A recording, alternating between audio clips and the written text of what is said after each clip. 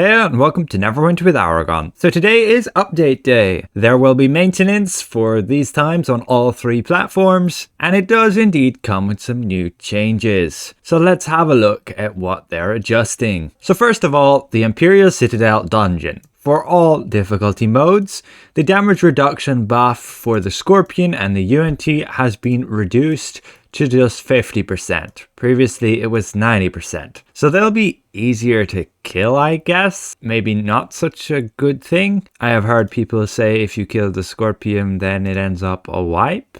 If you kill him before the Hulk. I have no confirmation of that though, but just be aware, I guess. However, for the normal mode, that has been made a bit easier. So the gravity generators will no longer regenerate health. The UNT's healing aura will be significantly reduced in the healing. So you can probably have them next to each other and still kill the Thun Hulk. And the burn damage of the Pharaoh Thun Hulk will now deal less damage. And then Emperor Zealot, the last boss, the refracted star beams will take longer before they shoot out again, and it will only reflect one of them rather than both, and the shooting star damage has been reduced. And then with the Zodar, they've reduced the damage from the star beams so that I guess you can just stand in the red and probably still survive. And with the Astral Font in the middle, you'll no longer be burned away or killed. So you can just stand in the middle as much as you want, pretty much. You'll just take a little bit of damage. So they've essentially trivialized the normal mode, at least if the UNT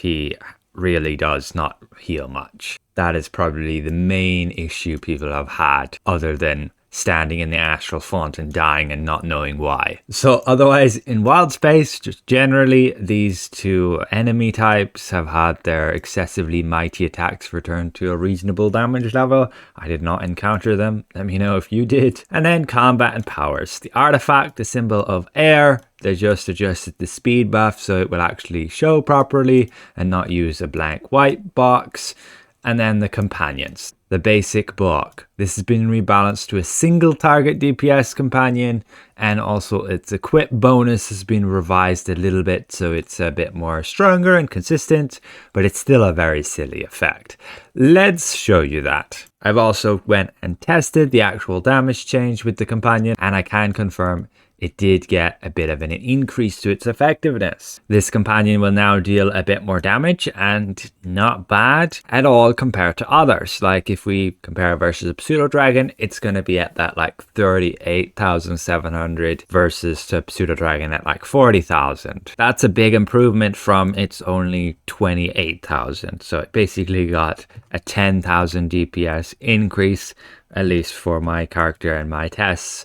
But for all of you, that should scale the same as well. All of these, if one companion is going to deal more damage for you, so is everything else. But you can see it ends up then ranked just here, rank 20. It is a support companion as well, reducing the enemy's damage by 5% for 4 seconds every like 30 seconds. That's not great, but it does have that little support effect, which might help a little bit. And the damage loss is not that significant from these top ones here, so can be useful. I guess it's a little bit more viable now than it was before, at least. Otherwise, the Cowardly Dash, it has been adjusted so it no longer has a chance to trigger. It will just always trigger as soon as you take damage. This is pretty amusing. We summon the dummy here. We then immediately get hit and turn into a chicken. We get a speed buff, and then we'll also take less damage. But do note, you can't actually do anything while you're a chicken other than run away. So it's still intended to be a silly effect, and that's the part of the fun of it. But let's move on to enemies and encounters. So some critters got some updates. Shambling Mounds will have their hits matching their telegraph, and the damage over time has been radically decreased. This will actually affect Vault of Stars probably the most. Their Entangling Mass also deals a moderate amount of damage instead of nearly zero, and these changes should make Shambling Mounds more fair for melee players to engage, with less instant deaths if you're hit by the Impaling Vines. And yeah, I can say that's for sure was one of the most threatening things, particularly in Vault of Stars hardcore.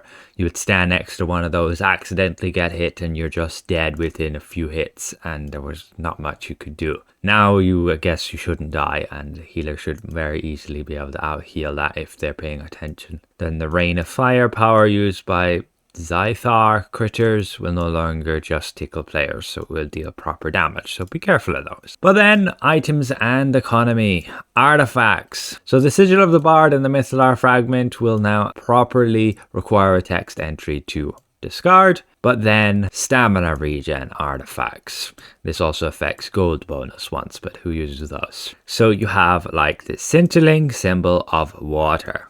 This was giving 38% stamina regen at mythic rank, which is way higher than other artifacts, which cap at 15%. So it's coming, unfortunately, with a significant nerf. They've gone and changed this down to just 15% instead of, again, 37.5%. I can confirm that in game right here on the preview server.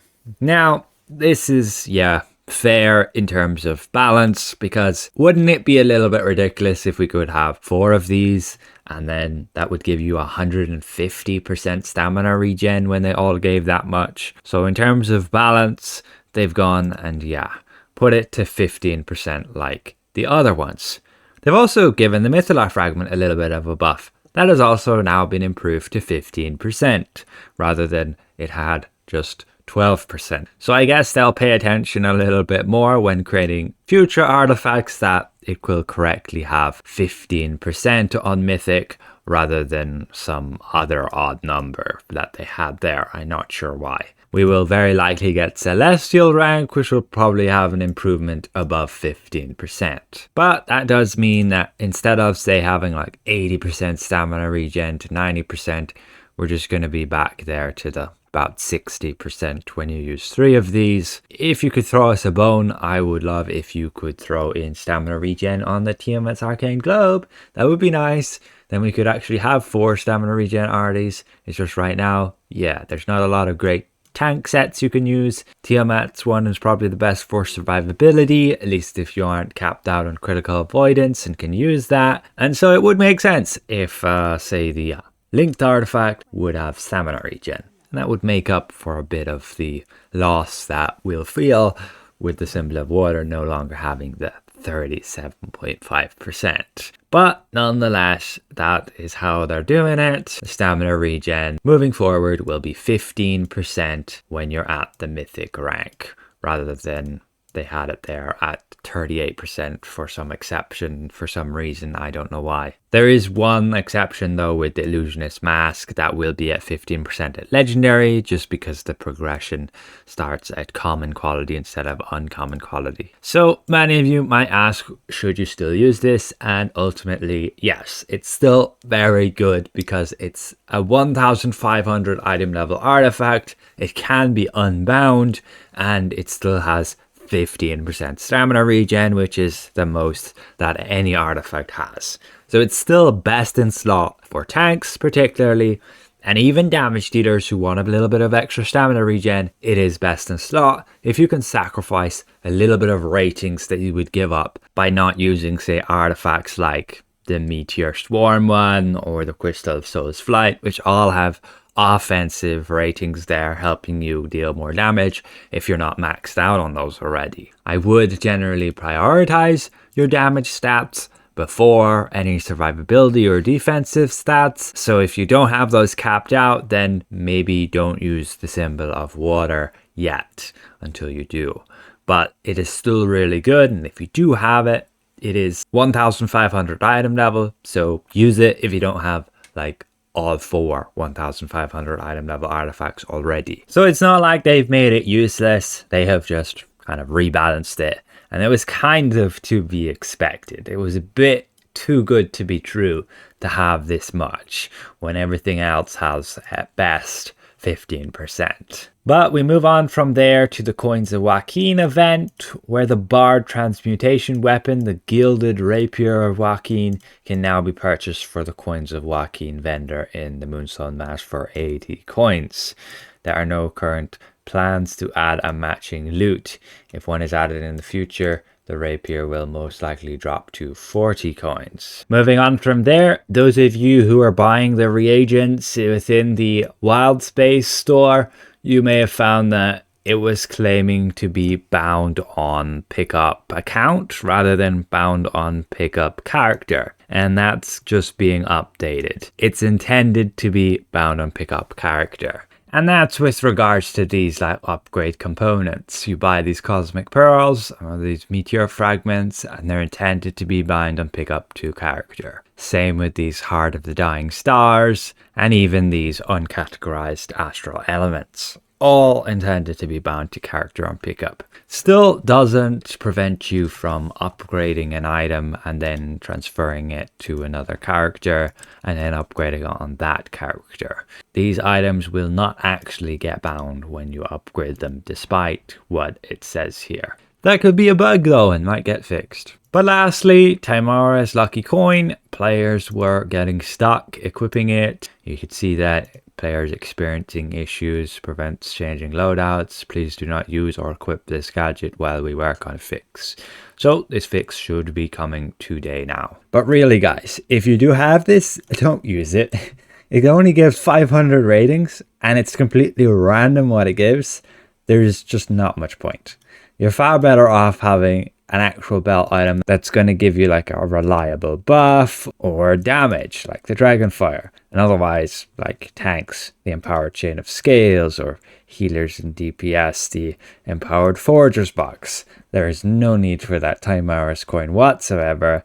In my opinion, it significantly needs updating and reworking to either give like a reliable buff or just a lot more effective at like at least 5% of the stat, not just 0.5%. That's the equivalent of 500 ratings. That is ultimately everything for today's update. A bit sad with regards to the scintillating artifact of water, but that was bound to happen in terms of balance. So thanks for watching, and a massive thank you to all of these channel members for their added support, and we'll see you guys around. Goodbye for now.